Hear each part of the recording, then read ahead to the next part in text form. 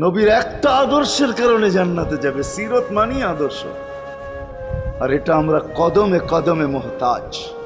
কেননা এই ছোট জীবনটা যদি গ্রহণযোগ্যতা পর্যন্ত পৌঁছাইতে হয় আল্লাহর কাছে, চাই নারী হই, চাই যুবক হই, চাই বৃদ্ধ হই, যেই মানুষই হই না কেন, যেখানেরই হই না কেন, যেই বাসারই হই না কেন, যেই বর্ণেরই হই না কেন, যেই পেশারই হই না কেন, যেই সোসাইটিরই হই না কেন, এই জীবনটাকে যদি গ্রহণযোগ্যতা পর্যন্ত পৌঁছাইতে হয় কার কাছে? দুনিয়া আলাদের কাছে না, মালিকের কাছে, যিনি এক ফোঁটা পানির থেকে অস্তিত্ব দিছেন, যার কাছে আবার আমাদেরকে ফিরা যেতে হবে।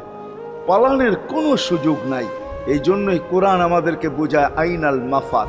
আল্লাহ বলতেছে কোথায় ভাগবে তুমি, বলো কোথায় ভাগবে?